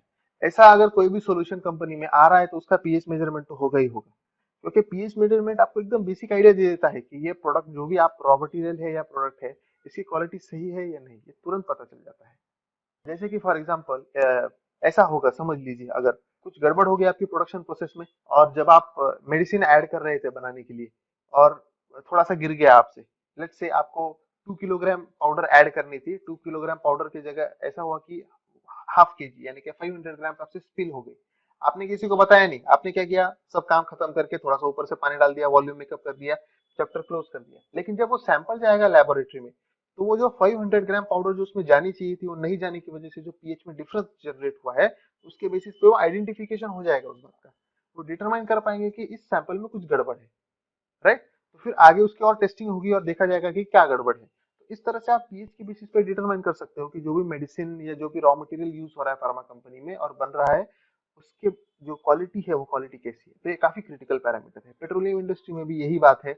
आप पीएच डिटरमाइन करेंगे तो आपको पता चल जाएगा आपका पेट्रोल जो है वो प्योर प्योर कितना प्योर है, प्योर हुआ है कि नहीं हुआ है, इसमें कुछ इम्प्यूरिटीज तो नहीं है ना। अगर इम्प्यूरिटीज में मिलावट हुई है पेट्रोल के अंदर तो उसमें पीएच में भी चेंज आएगा। बायोटेक कंपनीज इस पर डिपेंडेंट करती हैं। उसके लिए तो काफी सिग्निफिकेंट है इसका एप्लीकेशन, क्योंकि biotech companies often deal with fermentation और बायोलॉजिकल प्रोसेसेस, राइट। और बायोलॉजिकल प्रोसेसेस तभी अच्छे से पूरी हो सकती हैं जब पीएच मेंटेन हो एक पर्टिकुलर लेवल पर। अगर पीएच चेंज होता है तो केमिकल रिएक्शन अरेस्ट हो जाती है, केमिकल रिएक्शन अरेस्ट हो जाएगी तो बायोलॉजिकल प्रोसेस भी अरेस्ट हो जाएगी, और इन टर्न उनका जो प्रोडक्ट है उस प्रोडक्ट की जो यील्ड है जो वो एक्सपेक्ट करते हैं वो नहीं मिल पाएगी उनको। तो पीएच मैनेजमेंट एक बहुत बड़ा इशू होता है बायोटेक कंपनीज में, उसको बहुत सीरियसली हैंडल किया जाता है। एफ्लुएंट ट्रीटमेंट है, अगर आपको आपके प्लांट से निकलने वाला वेस्ट वाटर अगर रिलीज करना है बाहर एनवायरनमेंट में, तो आपको गवर्नमेंट के जो रेगुलेटरी स्टैंडर्ड्स है जिसमें पीएच एक बहुत इंपॉर्टेंट पैरामीटर है, उसको आपको कंप्लाई करना पड़ता है। अगर अगर आपका उस लिमिट से ज्यादा बाहर है तो आपको एक ट्रीटमेंट प्लांट लगाना पड़ेगा जिसमें आप प्रॉपर ट्रीटमेंट करके उसका पीएच एडजस्ट करोगे, उसके बाद ही आप वो वाटर रिलीज कर सकते हो। सिमिलरली फूड इंडस्ट्री में ये काफी सिग्निफिकेंट है, राइट। और फिर पर्सनल हाइजीन और ग्रूमिंग प्रोडक्ट्स जो हम डेली बेसिस पे यूज करते हैं उनमें भी पीएच को मॉनिटर करना बहुत आवश्यक होता है, क्योंकि समझ लीजिए पुराने जमाने में जो काजल लोग यूज करते थे तो उससे जलन होती थी, अब जलन नहीं होती है। अब आजकल जो काजल मिलते हैं वो थोड़े से पीएच ज्यादा बैलेंस्ड होते हैं, पुराने जमाने में जो काजल होता था उसका पीएच बैलेंस नहीं होता था, थोड़ी जलन महसूस होती थी, लेकिन आज ऐसा नहीं है। तो आप कौन सा प्रोडक्ट बना रहे हो उसका अगर आप पीएच बैलेंस करोगे तो कस्टमर को एक मोर प्लेजेंट एक्सपीरियंस आप दे सकते हो, इसलिए इस फील्ड में भी काफी इंपॉर्टेंट है। तो बेसिक आइडिया यही है कि क्वालिटी एश्योरेंस और क्वालिटी कंट्रोल अगर किसी भी इंडस्ट्री में हो रहा है विथ रिस्पेक्ट टू प्रोडक्शन, जहां पर प्रोडक्शन होता है या फिर रिसर्च एंड डेवलपमेंट होता है, तो ऐसे सिचुएशन में आपको पीएच मीटर डेफिनेटली वहां पर मिल जाएगा और उसका एप्लीकेशन कुछ ना कुछ तो निकल ही आएगा। आपका भले ही फाइनल प्रोडक्ट पर एप्लीकेबल ना हो लेकिन आपके रॉ मटेरियल पर एप्लीकेबल होगा, आपके रॉ मटेरियल पर एप्लीकेबल ना हो तो आपके फाइनल प्रोडक्ट पर एप्लीकेबल होगा, और आपके रॉ मटेरियल और फाइनल प्रोडक्ट दोनों पर एप्लीकेबल ना हो तो वो एफ्लुएंट्स पर एप्लीकेबल होगा जो आप आपका कंपनी या मैन्युफैक्चरिंग फैसिलिटी एमिट कर रहा है एनवायरनमेंट में। तो इसलिए पीएच मीटर काफी इंपॉर्टेंट है और इसके बारे में सभी स्टूडेंट्स को अच्छे से पता होना आवश्यक है, क्योंकि अगर आप केमिस्ट्री फील्ड में काम करने के बारे में सोच रहे हो तो पीएच मीटर को आपको हैंडल करना ही होगा एट सम पॉइंट। अगला टॉपिक है हमारा pH scale. PH scale, pH scale जैसा कि हमने बात की थी कि एक स्टैंडर्ड होना चाहिए हर चीज के लिए, राइट। तो उसी तरह से जिस तरह से हमने अलग अलग क्वांटिटीज को मेजर करने के लिए मेट्रिक सिस्टम एस्टेब्लिश किया है, उसी तरह से पीएच जो मेट्रिक सिस्टम में नहीं आता है उसको मेजर करने के लिए हमने एक अलग से स्केल बनाई है, और इस स्केल का काम ये है कि हम ये बताना कि कोई भी लिक्विड जो है वो कितना एसिडिक है या फिर कितना सॉलिड है। तो इस पीएच स्केल के जो फीचर्स है, सैलिएंट फीचर्स, वो हम डिस्कस करेंगे। A pH scale is used for measuring the acidity or basicity of an acid or a base or a solution in a laboratory. तो एसिडिटी या बेसिसिटी को major करने के लिए या फिर अगर आपके पास कोई नॉन सैंपल आया है उसका एग्जैक्ट आपको पीएच डिटरमाइन करना है तो आप पीएच स्केल का यूज करेंगे, उसको एक्सप्रेस करने के लिए भी पीएच स्केल यूज करोगे। पीएच पीएच स्केल यहाँ पर इमेज में दिखाई दे रही है, पीएच शुरू होता है 1 से लेके 14 तक, और जीरो भी होता है वैसे उसमें, but zero is something that we don't usually use in practical laboratory setting, क्योंकि वो इतना ज्यादा एसिडिक होता है कि बेसिकली ऐसा कोई प्रोडक्ट है ही नहीं जिसमें वो इतना स्ट्रॉन्ग एसिडिटी यूज किया जाए other than battery acid. Okay, तो यहाँ पर काफी सारे एग्जांपल्स भी दिए हैं, इनको हम थोड़ा डिटेल में आने वाले स्लाइड में भी देखेंगे। अभी के लिए बस इधर ध्यान दीजिए। It has readings from 1 to 14 where 1 shows the most acidic substance and 14 shows the most basic substance। तो ये जो स्केल है ना, इस स्केल को 14 पार्ट्स में डिवाइड किया गया है बेसिकली। हाँ, तो ये जो 14 पार्ट्स हैं इनमें 1 से लेके 14 तक अलग अलग क्लासेस हैं, और 1 पीएच जो है उसको सबसे ज्यादा एसिडिक और 14 को सबसे ज्यादा बेसिक पीएच कंसीडर किया गया है। तो 7 pH is for neutral substance, और इसका मतलब ये है कि एसिडिक और बेसिक एक्सट्रीम है तो इसका मतलब इनके सेंटर का जो पार्ट है वो न्यूट्रल होता है। न्यूट्रल होता है यानी कि it does not show either acidic और बेसिक नेचर। यहाँ पर डायग्राम में आप देख सकते हैं, देखिए इस तरफ एसिडिटी, देखिए जीरो से स्टार्ट हुआ है तो एसिडिटी कम होती जा रही है, कलर इंटेंसिटी भी चेंज हो रही है, जैसे जैसे न्यूट्रल है यहाँ पर ग्रीन कलर हो गया न्यूट्रल की वजह से, और फिर बेसिसिटी बढ़ रही है, अल्कलिनिटी बढ़ रही है तो कलर डार्क होता जा रहा है, और 14 पर मैक्सिमम डार्क है। इसका मतलब इस विजुअल रिप्रेजेंटेशन में ही हम देख सकते हैं कि किस तरह से पीएच स्केल को बनाया गया है, स्ट्रक्चर कैसा है। तो पीएच स्केल पर बात करते वक्त हमें इस डायग्राम को देखना होगा ये समझने के लिए कि पीएच स्केल एक्चुअली डिनोट क्या करती है। हमने वैल्यूज तो देख लिए ना कि 1 पीएच है, 2 पीएच है, 3 पीएच है, 4 पीएच है, इनका एक्चुअली मतलब क्या है। जैसे कि हम जानते हैं कि जब कोई कहता है कि मेरे पास 1 किलोग्राम मास है किसी भी सब्सटेंस का, तो हम जानते हैं कि 1 किलोग्राम यानी जो हमारा इंटरनेशनल प्रोटोटाइप किलोग्राम है जो हमने इंटर यूनिट्स वाले चैप्टर में पढ़ा था, तो उस मास जितना ही, वो जो इंटरनेशनल प्रोटोटाइप किलोग्राम है उसके मास जितना ही मास मेरे पास है, उसका मतलब ये होता है। तो हमारे पास हमेशा कुछ रेफरेंस होता है कंपैरिजन करने के लिए। तो उसी तरह से अगर कोई कहता है कि मेरे पास pH 1 वाला सॉल्यूशन है या pH 10 वाला सॉल्यूशन है या pH 7 वाला सॉल्यूशन है, तो उसका बेसिक मतलब क्या होता है, ये हमें देखना होगा। ओके, तो हाइड्रोजन कॉन्सेंट्रेशन जो है रिलेटिव टू प्योर वाटर, उसके हिसाब से ये चार्ट बनाया गया है। और फिर इसमें हम देखेंगे कि पीएच स्केल कैसे वैरी होती है। तो जैसे भी हम कभी जब मेजरमेंट करते हैं तो हम जीरो से स्टार्ट करते हैं, राइट। लेकिन क्योंकि पीएच एक रिलेटिव कंपैरिजन है, तो यहाँ पर जीरो वैल्यू आपको नहीं मिलेगी सेंटर में। मतलब स्टार्ट करने के लिए आपको 7 से स्टार्ट करना होगा, यानी कि प्योर वाटर के कंपैरिजन के साथ। प्योर वाटर को हम स्टैंडर्ड कंसीडर करते हैं। आपको याद होगा, अगर हमें एटॉमिक मास मेजर करना है तो हम कार्बन को, यानी कि जो आपका कार्बन जिसका एटॉमिक मास 12 है, उसको स्टैंडर्ड कंसीडर करते थे, और सभी का जो एटॉमिक मास है वो कार्बन के बेसिस पर कैलकुलेट करते थे। उसी तरह से अगर आपको कोई भी पीएच कैलकुलेट करना है तो आप उसको कंपेरेटिव बेसिस पर कैलकुलेट करते हो, कंपेरेटिव बेसिस। और कंपेरेटिव बेसिस के लिए जो स्टैंडर्ड प्रिस्क्राइब किया गया है वो है प्योर वाटर। प्योर वाटर का मतलब है सिर्फ पानी और बाकी कुछ नहीं, ओनली वाटर। इसके अंदर किसी तरह का डिजॉल्व सॉलिड नहीं होगा, ऑर्गेनिक मैटर नहीं होगा, बैक्टीरियल एंडोटॉक्सिन नहीं होगा। तो टीओसी यानी कि total organic content, particulate matter नहीं होगा उसके अंदर, बैक्टीरियल एंडोटॉक्सिन भी कोई नहीं होगा। तो ये जो इतने सारे जो इंप्योरिटीज हो सकते हैं किसी भी वाटर में, वो कुछ नहीं होंगे, जस्ट प्योर वाटर। तो उसको हम कंसिडर करेंगे 1 हाइड्रोजन आयन कॉन्सेंट्रेशन। अब ये रिलेटिव टर्म्स है, आपको समझना होगा। तो ये हमने डिफाइन कर दिया कि प्योर वाटर का जो भी हाइड्रोजन आयन कॉन्सेंट्रेशन है वो है 1। और फिर ये डिफाइन करने के बाद उसके बेसिस पर हमने बाकी सारे जो अलग अलग सैंपल्स हैं, प्रोडक्ट्स हैं या फिर लिक्विड्स हैं, उनको डिफाइन करना शुरू कर दिया। तो अगर आपका 7 है पीएच, तो इसका मतलब है कि इसके अंदर 1 हाइड्रोजन आयन कॉन्सेंट्रेशन है रिलेटिव। अब ये रिलेटिव 1 हाइड्रोजन आयन कॉन्सेंट्रेशन है, इसके कंपैरिजन में अगर आप यूरिन या फिर मिल्क को कंसीडर करोगे जिसका पीएच 6 होता है, उसके अंदर 10 होंगे। तो देखिए मल्टीप्लाई हो गया है ये। ओके, जैसे कि आप स्केल्स को जानते हैं, स्केल्स में क्या होता है, 1 kilogram plus 1 kilogram is equal to 2 kilogram, 2 kilogram plus 1 kilogram is equal to 3 kilogram, 3 kilogram plus 1 kilogram is equal to 4 kilogram. तो इस स्केल में कंसिस्टेंसी है। ओके, आप 8 किलोग्राम लोगे तो 8 किलोग्राम, 8 को अगर आप डिवाइड करोगे तो 4 बनता है, राइट। तो मतलब 8 kilogram is equal to 2 multiplied by 4 kilogram. अगर किसी भी स्केल में इस तरह का अगर कोरिलेशन है स्ट्रॉन्ग, तो उस स्केल को हम कहते हैं कि ये इंटरनली कंसिस्टेंट है।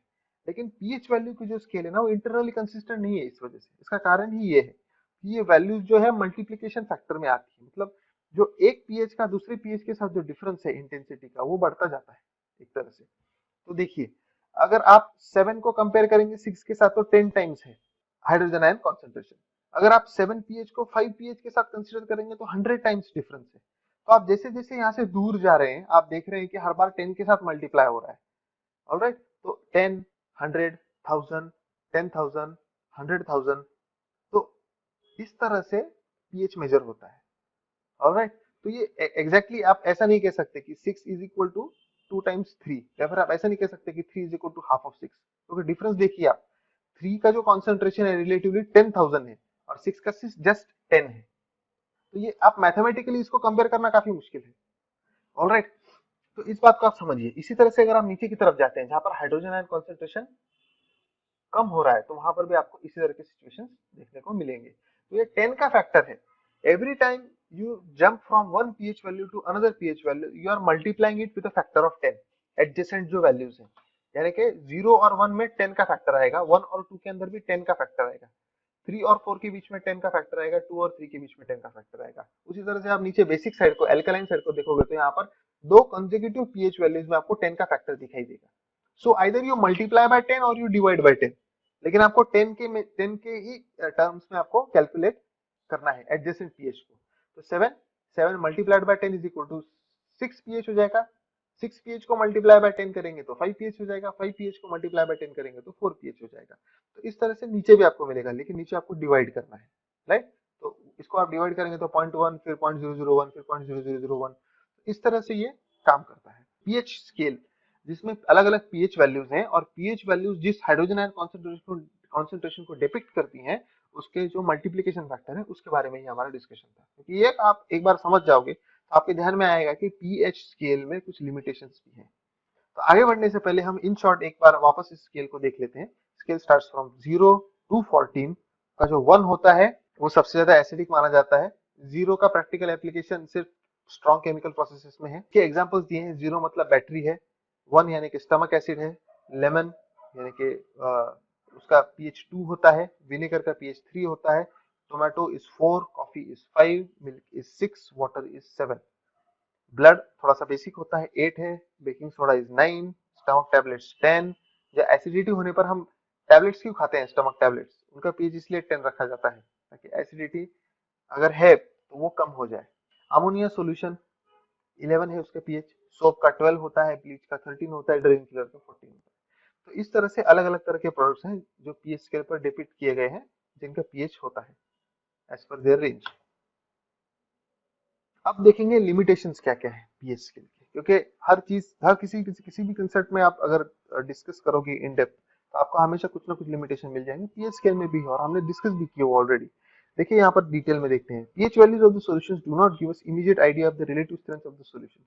तो pH स्केल आपको इमीडिएटली रिलेटिव स्ट्रेंथ नहीं बता सकती, यानी कि आप दो सैंपल दे दिए और आपको मैंने कह दिया कि एक सैंपल का जो pH है वो है 10 और दूसरे सैंपल का pH है 3, तो आप एकदम रेडीली कंपेयर नहीं कर पाओगे। उसी तरह से आप किलोग्राम जो है, किलोग्राम का स्केल इंटरनली कंसिस्टेंट है। इसका मतलब ये है कि अगर मैं आपके सामने दो मटेरियल रख दूं और कह दूं कि एक का वजन है 50 किलोग्राम, दूसरे का वजन है 100 किलोग्राम, तो इमीडिएटली आपको पता चल जाता है कि अरे हाँ 100 किलोग्राम जो है वो डबल है 50 किलोग्राम के कंपैरिजन में। तो ये इंटरनल कंसिस्टेंसी आपको पीएच स्केल में देखने को नहीं मिलेगी। मैंने जो दो सॉल्यूशन दिए हैं आपको, एक सॉल्यूशन का पीएच 10 है और दूसरे का 3 है, तो आप इमीडिएटली कंपेयर नहीं कर पाओगे। आप कंपेयर कर सकते हो लेकिन आपको बैठना पड़ेगा, कैलकुलेशन करने पड़ेंगे। It is not something that can be easily assimilated by just any person. Okay, तो एक काफी बड़ा लिमिटेशन है उसका, ये इमीडिएट आइडिया नहीं देता आपको, कंपैरिजन करना मुश्किल है अलग अलग सॉल्यूशंस का एक दूसरे के साथ। फॉर एग्जांपल इसका इलस्ट्रेशन भी, a solution of pH is equal to 1 has a hydrogen ion concentration 100 times that of a solution of pH 3, not 3 times। तो ये कोई भी एक्सपेक्ट करेगा ना कि आपके पास अगर 1 pH वाला सॉल्यूशन है और फिर 3 pH वाला सॉल्यूशन है, तो 3 pH वाले सॉल्यूशन का जो हाइड्रोजन आयन कॉन्सेंट्रेशन वो 3 टाइम्स होना चाहिए, लेकिन ऐसा है नहीं, और उल्टा ये उल्टा है। pH 3 जो है उसका हाइड्रोजन आयन कॉन्सेंट्रेशन कम होता है pH 1 के कंपैरिजन में। तो ये इस तरह से इंटरनल कंसिस्टेंसी है इसके अंदर pH स्केल में। pH value 0 is obtained in one normal solution of strong acid। तो आप किसी भी strong acid का वन नॉर्मल सॉल्यूशन बना लीजिए और pH मीटर के साथ एनालाइज कीजिए, तो आपको pH वैल्यू 0 मिल जाएगा। अब क्या इसका मतलब ये है कि इससे ज्यादा कोई स्ट्रॉन्गर एसिड नहीं है? वन नॉर्मल पर ही आपको 0 वैल्यू मिल गया, आप 0 के नीचे तो जा नहीं सकते क्योंकि स्केल पर तो ऐसा कोई नंबर है नहीं। तो if the concentration is 2 normal, 3 normal, 10 normal, इससे ज्यादा भी आप कॉन्सेंट्रेशन करोगे आपको आंसर 0 ही मिलने वाला है। जबकि लॉजिकली स्पीकिंग 2 नॉर्मल, अगर 1 नॉर्मल आपका 0 है तो 2 नॉर्मल 0 से नीचे होना चाहिए, कम होना चाहिए, नेगेटिव वैल्यू जाना चाहिए। ये वैल्यूज नेगेटिव में नहीं दिखाता है पीएच का, ये इसका लिमिटेशन है। A solution of an acid having very low concentration, say 10 raised to minus 1 normal, can have 10 raised to minus 1 यानी कि 0.1 normal, cannot have pH 8 as shown by pH formula, but the actual pH value will be less than 7। pH scale lacks internal consistency। तो ये same situation basic जो elements है उनमें भी है। अब मेजरमेंट ऑफ पीएच, पीएच को कैसे मेजर किया जाता है, इसमें हम चार अलग अलग टॉपिक्स को डिस्कस करेंगे। Type of pH meter, types of electrodes, universal indicators and calibration and use.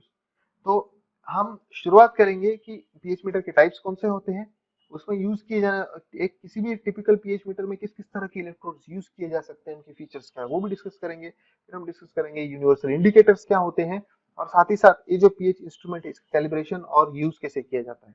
ये चार टॉपिक्स हम डिस्कस करेंगे मेजरमेंट ऑफ पीएच हेडिंग में।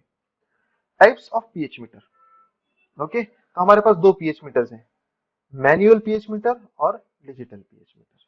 मैनुअल पीएच मीटर कुछ ऐसा होता है कि इसमें आप पीएच मीटर को ऑपरेट करेंगे, ज्यादा कुछ ऑटोमेटिक रीडिंग नहीं होता है।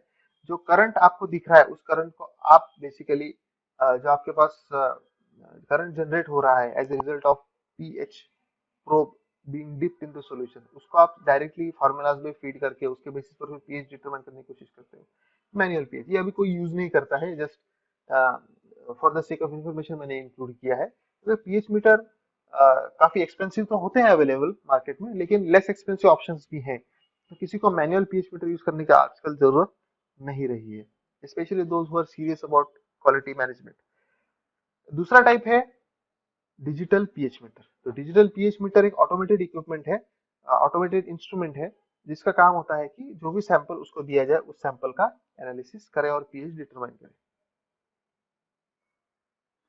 पीएच मीटर के टाइप्स देखने के बाद हम देखेंगे कि कितने टाइप के इलेक्ट्रोड्स हैं। तो बेसिकली चार मेजर टाइप्स हैं, इससे ज्यादा अलग अलग टाइप के इलेक्ट्रोड भी आपको मार्केट में मिल जाएंगे। ओके, इलेक्ट्रोड मतलब इलेक्ट्रोड तो वही होंगे, प्रोब्स मिल जाएंगे। There are multiple types of probes available out there in the market which you can use, which will according to their convenience and requirement use a different structural design और structural design या फिर जो उसका arrangement होता है components, उनमें भी changes होंगे। तो चलिए देखते हैं ये चार तरह के जो इलेक्ट्रोड्स हैं कौन से होते हैं। सबसे पहले ग्लास इलेक्ट्रोड। ग्लास इलेक्ट्रोड वो इलेक्ट्रोड है जिसके अंदर सिर्फ एक सिल्वर वायर होती है which is dipped in a pH solution, और डायरेक्टली इसी को यूज किया जाता है बिना रेफरेंस इलेक्ट्रोड के। दूसरा इलेक्ट्रोड है रेफरेंस इलेक्ट्रोड, जिसके अंदर इंटरनल सॉल्यूशन यानी कि पोटेशियम क्लोराइड का सैचुरेटेड सॉल्यूशन भरा होता है और एक silver wire which is coated with silver chloride उसको डिप किया जाता है। तो जब आप सिर्फ ग्लास इलेक्ट्रोड यूज करना चाहते हैं तो आपको साथ में उसके रेफरेंस इलेक्ट्रोड अलग से यूज करना होगा। तो they go together, glass electrode and reference electrode. आप इंडिविजुअली इनको यूज नहीं कर सकते, आपको कभी रिजल्ट नहीं मिलेगा, मतलब आपकी प्रोसेस ही पूरी नहीं हो पाएगी। रेफरेंस इलेक्ट्रोड के अंदर पोटेशियम क्लोराइड का सैचुरेटेड सॉल्यूशन होता है जैसा कि हमने देखा। तीसरा टाइप का जो इलेक्ट्रोड है वो है कॉम्बिनेशन इलेक्ट्रोड। कॉम्बिनेशन इलेक्ट्रोड वो है इलेक्ट्रोड जिसके अंदर ग्लास इलेक्ट्रोड यानी कि मेजरिंग इलेक्ट्रोड और रेफरेंस इलेक्ट्रोड दोनों को कंबाइन कर दिया गया है। और स्टार्टिंग में जब हमने इंट्रोडक्शन लिया था और एक इलेक्ट्रोड या पीएच प्रोब को हमने डिस्कस किया था तो उसमें यही डिजाइन थी। तो ये कुछ ऐसा है कि इसके अंदर एक सेंटर में एक कैविटी है, कैविटी के अंदर सिल्वर क्लोराइड से कोटेड सिल्वर का एक वायर है जो इंसर्ट किया गया है। This will act as the measuring electrode. उसको सराउंडिंग एक दूसरा चेंबर है जो आइसोलेटेड है सेंट्रल चेंबर से। इसके अंदर सैचुरेटेड पोटेशियम क्लोराइड का सॉल्यूशन भरा जाता है और उसके अंदर सिल्वर क्लोराइड से कोटेड एक सिल्वर वायर इंसर्ट किया जाता है और ये wire as a reference electrode काम करेगा। और fourth type of electrode is ISFET, जिसको हम ion sensitive field effect transmitter भी कहते हैं। जैसा कि आपने देखा कि रेफरेंस इलेक्ट्रोड स्टैंडर्ड की तरह काम करता है, उसके बेसिस पे आप कंपैरिजन कर सकते हो आपका मेजरिंग इलेक्ट्रोड बराबर काम कर रहा है कि नहीं कर रहा है। उसके सेम कंपैरिजन में आईएसएफईटी इलेक्ट्रोड में आपको एक चिप मिलेगा, जो चिप एग्जैक्टली वही एक्टिविटी करता है करंट को मेजर करने की और आयनिक एक्सचेंज को डिटरमाइन करने की, जो आपका मेजरिंग इलेक्ट्रोड करता था वो एक्टिविटी ये करता है। और उसके साथ थर्मिस्टर भी होता है जो एज ए टेम्परेचर सेंसर काम करता है। So it is an electronic chip which is using ion sensitive field effect transmitter है ना, ट्रांजिस्टर है। तो आयन सेंसिटिव है, आयन सेंसिटिव यानी it is able to react to certain ions, तो वो उनके साथ रिएक्ट करेगा और फिर इलेक्ट्रिकल करंट जनरेट होगा। तो ये इलेक्ट्रिकल करंट जो है थर्मिस्टर में भेजा जाएगा, फिर थर्मिस्टर में टेम्परेचर में वेरिएशन आएगा, फिर उसके बेसिस पे हम डिटरमाइन कर सकते हैं कि कितना करंट जनरेट हुआ है। क्योंकि थर्मिस्टर एक ऐसा ट्रांजिस्टर होता है, ऐसा ये होता है कंपोनेंट होता है जो with respect to electric current अपना टेम्परेचर चेंज करता है। तो उसके बेसिस पे आपको आइडिया पता चल जाएगी कि कितना हाइड्रोजन आयन कॉन्सेंट्रेशन है आपके सैंपल में, और फिर उसको हम रेफरेंस इलेक्ट्रोड जो करंट जनरेट कर रहा है उसके साथ कंपेयर करेंगे और फिर फाइनल जो वैल्यू है पीएच की वो हमें पता चलेगी। तो कुछ इस तरह से ये फोर्थ टाइप ऑफ इलेक्ट्रोड जिसको हम आईएसएफईटी इलेक्ट्रोड यानी कि ion sensitive field effective transistor कहते हैं, उसको यूज किया जाता है।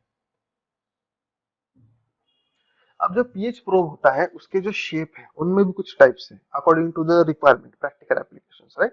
तो सबसे ज्यादा कॉमनली जो होता है ना यूज वो है स्फीयर और बल्ब शेप। ये सबसे कॉमन है।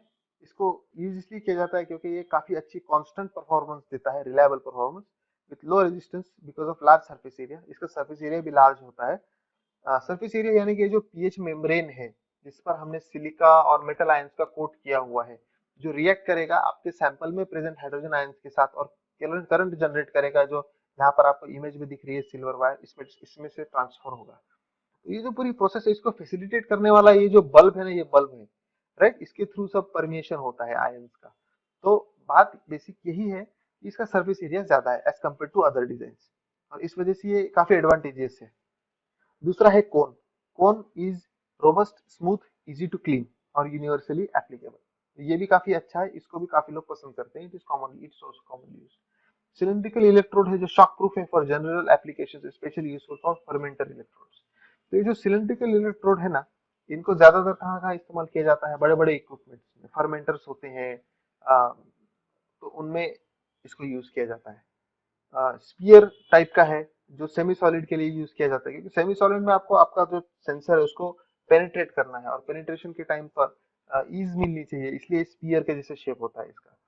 और फिर फ्लैट वाले होते हैं high high resistance, shock proof, easy to clean, suitable for surface measurement. तो सरफेस मेजरमेंट के लिए काम में आते हैं। इनका इस्तेमाल इक्विपमेंट में यानी कि ऑटोमेटिक इक्विपमेंट्स जैसे कि रिएक्शन वेसल्स, स्टोरेज वेसल्स, उनमें जो जहाँ जहाँ पर केमिकल रिएक्शन या प्रोडक्ट को स्टोर किया जाता है उनके अंदर इनको काफी पॉपुलरली इंस्टॉल किया जाता है। तो इसके साथ अब हम अगले टॉपिक पर आ गए हैं, universal pH indicator. A universal pH indicator is a pH indicator made of a solution of several compounds that exhibit several smooth color changes over a wide range of pH values to indicate the acidity or alkalinity of a solution. Right? तो ये एक ऐसा solution है जो acidity या alkalinity को determine करने में मदद करता है। और ये कैसे करता है? बिकॉज इसका करने का जो तरीका है वो क्या है कि इसमें इस तरह का कॉम्बिनेशन यूज किया जाता है इंडिकेटर्स का, जो एक पर्टिकुलर पीएच पर एक पर्टिकुलर ऐसा प्रेडिक्टेबल केमिकल कलर चेंज करेंगे, और जिस वजह से आप डिटरमाइन कर सकते हो कि आपका जो सॉल्यूशन है उसका पीएच कितना है, पीएच में किस तरह के चेंजेस आ रहे हैं, तो एक जनरल आइडिया आपको मिल जाएगी। तो इसको हम यूनिवर्सल इंडिकेटर कहते हैं। आपको याद होगा स्टैंडर्डाइजेशन का जो चैप्टर था उसके उसमें जब हम टाइट्रेशन करते थे तो टाइट्रेशन में काफी इंपॉर्टेंट पॉइंट माना जाता था इंडिकेटर, क्योंकि इंडिकेटर आपको ये बताता था कि केमिकल रिएक्शन खत्म हुई कि नहीं हुई। तब हमने अलग अलग तरह के इंडिकेटर्स देखे थे और ये डिटरमाइन किया था कि एक पर्टिकुलर पीएच रेंज में उनका कलर चेंज होता है। तो ये जो कलर चेंज होता है, इसी कलर चेंज को ध्यान में रखते हुए हम हमारे पास जो सॉल्यूशन है उसका पीएच अप्रोक्सीमेटली डिफाइन कर सकते हैं।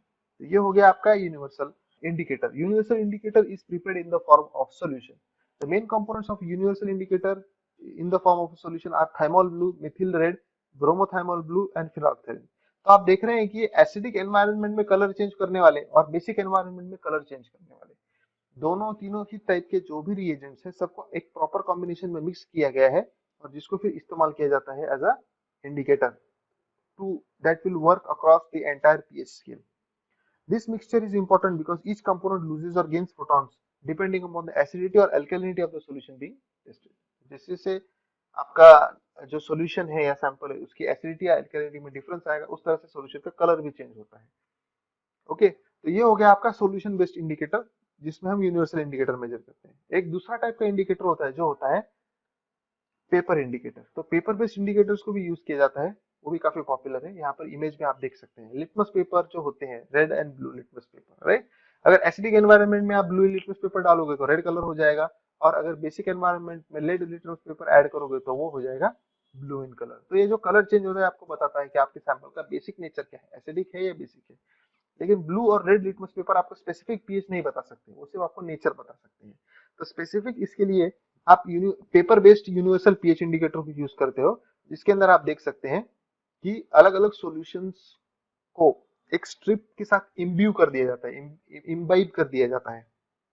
इसका मतलब है कि आप उस पेपर के अंदर ये सारे सॉल्यूशंस को इन द फॉर्म ऑफ एक लेयर इसमें इंसर्ट कर देते हो, जो फिर सॉल्यूशन में सॉल्यूशन के साथ एक्सपोजर होने पर या फिर उसमें डिप किए जाने पर बराबर कलर चेंज दिखाता है। इसका एक अच्छा एग्जांपल हम देख सकते हैं कि जब किसी भी केमिकल मैन्युफैक्चरिंग फैसिलिटी में एरिया को अगर सैनिटाइज करना है तो फ्यूमिगेशन किया जाता है। तो क्या करते हैं कि जो कोने होते हैं ना बिल्डिंग के, जहां पर फ्यूम्स पहुंच नहीं पाती हैं, वहां पर ये छोटे छोटे पीएच के स्ट्रिप्स अटैच कर दिए जाते हैं वॉल्स पर विथ प्रॉपर वैलिडेशन कि वो कौन सी जगह है, लोकेशन क्या है, पूरा प्लान करके। और फिर फ्यूमिगेशन के बाद फिर पूरा काम हो जाने के बाद वो चेक करते हैं कि किस किस स्ट्रिप पर कितना कितना कलर चेंज हुआ है। तो उसके बेसिस पर उनको पता चलता है कि उनकी फ्यूम्स जो उनकी मैन्युफैक्चरिंग फैसिलिटी है वहां पर कहाँ कहाँ पहुंच रही है, कहाँ पर नहीं पहुंच रही है, और जहां पर नहीं पहुंच रही है फिर वहां पर फैसिलिटेशन करने के लिए, हमें करेक्शन करने के लिए क्या क्या करना होगा। तो इस तरह से ये जो इंडिकेटर्स है ना, इसके काफी सारे एप्लीकेशंस है और जो हमें हर स्टेप पर काम में आएंगे, इंडस्ट्री, लेबोरेटरी या फिर पर्सनल लाइफ में। अब हम देखेंगे कि पीएच को कैसे मेजर किया जाता है। जो इंस्ट्रूमेंट होता है पीएच मीटर, उसको इस्तेमाल करना काफी आसान है। ये मोस्टली ऑटोमेटिक इक्विपमेंट होता है, आपको बस सैंपल को उसको प्रेजेंट करना होता है। इसका यूज करने के जो बेसिक मेथड है उसको आप तीन पार्ट में डिवाइड कर सकते हैं। पहला है प्रिपरेशन। प्रिपरेशन में हम इक्विपमेंट को, सैंपल को और पीएच बफर को प्रिपेयर करते हैं। सेकंड स्टेप होता है कैलिब्रेशन। कैलिब्रेशन में हम अलग अलग तरह के पीएच बफर्स का इस्तेमाल करके इक्विपमेंट को कैलिब्रेट करते हैं, और कैलिब्रेशन हो जाने के बाद फिर हम एक्चुअल जो हमारा अननोन सैंपल है उसको चेक करते हैं कि उसकी पीएच कितनी है, और फिर डिटरमाइन करते हैं कि इससे काम हो सकता है या नहीं हो सकता है। तो ये सारी इंफॉर्मेशन को इस छोटे से एक मैनुअल है, उस मैनुअल में हमने इंक्लूड किया है। So let us start with the preparation. Preparation में सबसे पहले क्या होता है, देखिए अब ये छोटी छोटी चीजें हैं, कोई भी स्टूडेंट अगर इसको पढ़ेगा तो उन्हें लगेगा कि अरे ये तो एकदम बेसिक बात है, इतनी सिंपल सी बात बताने की आवश्यकता क्या है। तो मैं आपको ये बात बताना चाहूंगा कि turn on your pH metre, ये इतना सिंपल सा है, एक कंसेप्ट है, लेकिन कई बार लोग गलती करते हैं। वो एक्सपेक्ट करते हैं कि इक्विपमेंट चल रहा है लेकिन वो एक्चुअली ऑपरेट नहीं हो रहा था। इसका कारण ये है कि इक्विपमेंट्स के मल्टीपल सोर्स ऑफ पावर होते हैं कई बार। जैसे कि फॉर एग्जांपल आप जब पीएच मेजर कर रहे हो तो आपको प्रिंट आउट भी चाहिए होगी कितना पीएच है, तो उस प्रिंटर का एक अलग पावर सोर्स होगा। तो आप पीएच मेजर तो कर लोगे लेकिन प्रिंट का बटन दबाने जाओगे रिपोर्ट प्रिंट करने के लिए, लेकिन प्रिंटर बंद होगा। जब तक आप प्रिंटर अटैच करोगे, सिस्टम को रेडी करोगे, तब तक आपका पीएच चेंज हो जाएगा, क्योंकि पीएच टेम्परेचर बेस्ड होता है। और कंपनी में जितने भी सैंपल आते हैं हमेशा वो कांस्टेंट टेम्परेचर पर नहीं होते। ऐसे कई सारे सैंपल्स होते हैं जिनका टेम्परेचर ही -23 डिग्री सेल्सियस होता है। ऐसे कुछ सैंपल्स होते हैं जिनका टेम्परेचर 80 डिग्री सेल्सियस होता है। तो रूम टेम्परेचर के अलावा अगर कोई भी सैंपल आपके पास आ रहा है दूसरे टेम्परेचर वाला, तो it is expected that you will immediately measure its pH so that we know what is the situation in the actual working environment. आप उसको रूम टेम्परेचर पर लाने की कोशिश नहीं करोगे, ऐसा करने से आपको एरर मिलेगा। ओके, तो ये इंपॉर्टेंट पॉइंट है, और इसलिए प्रिपरेशन इतना सिग्निफिकेंट भी है, क्योंकि ये छोटी छोटी बातें अगर कोई भूल जाता है तो इस वजह से बड़े बड़े इश्यूज क्रिएट होते हैं। तो देखिए, before you begin to calibrate and use your pH meter you will first need to turn it on. उसको सबसे पहले चालू कीजिए, और इंपॉर्टेंट बात हमेशा ध्यान में रखिएगा कि उसको 30 मिनट तक आपने छोड़ देना है, स्टैंड बाय पर रखना है। इसका कारण यह होता है कि इन इक्विपमेंट्स को वार्म अप होने देना बहुत इंपॉर्टेंट होता है, ताकि इनका टेम्परेचर, इनके अंदर जो सॉल्यूशंस है उनका टेम्परेचर, इलेक्ट्रोड्स का टेम्परेचर सेट हो जाए, और इसके जो सेंसर्स है वो भी एक तरह से स्टेबल हो जाए। क्योंकि स्टार्टिंग में जब आप इक्विपमेंट ऑन करते हो तो उतना स्टेबल नहीं होते, रैपिडली वैल्यूज चेंज होती हैं, या फिर ओवर पीरियड ऑफ टाइम वो बढ़ती है या कम होती है। तो आप इमीडिएटली अगर आपका सैंपल उसके उसमें मेजर करने के लिए रख दोगे, तो आप जब पीएच चेंज होगा तो ये नहीं बता पाओगे कि आपके सॉल्यूशन का पीएच चेंज हो रहा है इसलिए वो जो वैल्यू अलग अलग दिखा रहा है, या फिर एक्चुअली टेम्परेचर चेंजेस जो हो रहे हैं उसकी वजह से पीएच वैल्यू में डिफरेंस आ रहा है। So it is important that come से कम 30 मिनट तक चालू करने का उसको छोड़ दो अकेले। और जो मैनुअल आता है प्रोडक्ट के साथ उसको भी जरूर पढ़िए, हो सकता है उसमें एक स्पेसिफिक टाइम प्रिस्क्राइब किया हो, तो फिर अगर 30 मिनट से अलग अगर कोई टाइम बताया तो उसके साथ कंप्लाई तो आपको करना ही पड़ेगा। फिर प्रिपरेशन में आप और क्या करोगे, क्लीन योर इलेक्ट्रोड। तो आपके पास जो इलेक्ट्रोड है, आपके पास दो इलेक्ट्रोड्स हैं, एक तो पीएच प्रोब है और जिसके अंदर रेफरेंस और मेजरिंग इलेक्ट्रोड है, और दूसरा टेम्परेचर इलेक्ट्रोड है।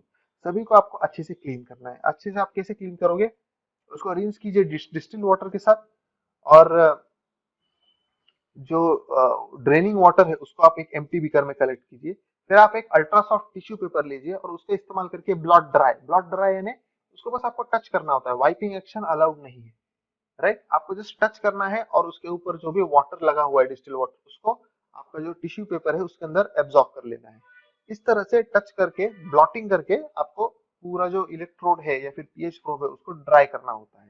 याद रखिएगा उसको वाइप कभी नहीं कीजिएगा, क्योंकि वाइप करने से उसके ऊपर जो मेटल्स का जो लेयर होता है वो लेयर कॉम्प्रोमाइज हो जाता है। इस वजह से पीएच रीडिंग में एरर आ सकते हैं। तो wiping action is not allowed, you simply have to dab it और blot dry it. Be sure to rinse your electrode in a waste beaker till it is different from the beaker that is different from the beaker you will be calibrating in. तो ये जो rinsing है ये एक ऐसे beaker में कीजिए जो सेपरेट हो, यानी कि किसी भी केमिकल प्रोसेस में एक बहुत इंपॉर्टेंट पॉइंट होता है कि आप हमेशा क्लीन और ड्राई कंटेनर्स को या बीकर्स को या ग्लासवेयर को यूज कीजिए। अगर किसी ग्लासवेयर में प्रीवियस अगर कोई ट्रेसेस हैं किसी और प्रोसेस के या फिर इम्प्योरिटीज होने का शक है, तो फिर उसको यूज कभी नहीं करते। You just don't use. कोई भी ग्लासवेयर सिर्फ एक ही बार यूज किया जाएगा। अगर आपको रीयूज करना है तो you have to first clean it, dry it, make sure it is okay and then reuse it. Okay, तो ये बहुत इंपॉर्टेंट पॉइंट है। एक बार आपने हाथ लगा दिया तो समझ लीजिए उसकी लाइफ खत्म हो गई वहीं पर। When you use it once it is over, then you have to clean it before using again. Avoid rubbing the electrode as it has a sensitive membrane around it. If you find the electrode to be particularly dirty, consult your operating manual for recommended cleaning solutions. तो electrode को अगर clean करना थोड़ा मुश्किल जा रहा है तो आप मैनुअल को जरूर पढ़ें। मैनुअल में स्पेसिफिक इंस्ट्रक्शंस हो सकते हैं इलेक्ट्रोड को क्लीन करने के लिए। थर्ड पार्ट है prepare your buffers. You will generally need more than one buffer for calibrating a pH meter. The first will be a neutral buffer with a pH of 7, second near the expected sample pH, either a pH of 4 or 9.21. Buffers with a higher pH 9.21 are best for measuring bases, whereas buffers with low pH are best for measuring acids. तो देखिए ये जो point है preparing your buffers, इसमें हमें पहले ये देखना होगा कि बफर्स की आवश्यकता क्यों है हमें. जैसा कि मैंने बताया था, सेंट्रल जो आपका प्रोब है यानी कि मेजरिंग इलेक्ट्रोड है, उसमें pH 7 बफर होता है. अब pH 7 buffer over a period of time जैसे जैसे केमिकल रिएक्शंस चलती है, आपने देखा है ना प्रिंसिपल ऑफ वर्किंग में किस तरह से हाइड्रोजन आयन रिप्लेस कर रहे हैं दूसरे आयंस को, मेटल आयंस को. तो जो रिप्लेसमेंट होता है ना, इस वजह से जो बफर सोल्यूशन होता है उसमें केमिकल चेंज आता है. और पीएच बफर भी वैसे भी बहुत ज्यादा केमिकली स्टेबल नहीं होता है, ओवर पीरियड ऑफ टाइम उसमें केमिकल डिसइंटीग्रेशन होता है, जिसकी वजह से it is no longer able to maintain a pH of 7. तो इसको एड्रेस करने के लिए रेफरेंस इलेक्ट्रोड होता है, राइट. तो सबसे पहले आप क्या करेंगे, आप रेफरेंस इलेक्ट्रोड का इस्तेमाल करके रेफरेंस इलेक्ट्रोड का जो स्टैंडर्ड पीएच होता है उसके अगेंस्ट आप कंपेयर करेंगे, क्योंकि उसका एक करंट होगा और इंस्ट्रूमेंट के अंदर जो सॉफ्टवेयर होता है उसके अंदर ये वैल्यूज, ये डेटा ऑलरेडी फीड किया जाता है कि रेफरेंस इलेक्ट्रोड का पीएच फॉर एग्जांपल 7 है, राइट. तो फिर रेफरेंस इलेक्ट्रोड का जो पीएच है उसके अगेंस्ट आप दूसरा कोई भी सैंपल चेक करोगे, तो अगर वो 7 है तो जो आपका पीएच बफर है 7, उसको जब आप ऐड करोगे तो आपका सिस्टम जो है, इक्विपमेंट जो है, वो दोनों में जो डिफरेंस आ रहा है इलेक्ट्रिक करंट को जनरेट करने में, उसको आप कंसोलिडेट करते हो. यानी कि आपके इंस्ट्रूमेंट को पता होगा कि रेफरेंस इलेक्ट्रोड जो पीएच इंडिकेट कर रहा है उसके कंपैरिजन में पीएच 7 का क्या होगा. ये जो रिलेटिव कंपैरिजन है ना, इसके बेसिस पर फिर वो पीएच 7 का ये दिखाएगा, पीएच दिखाएगा बफर का.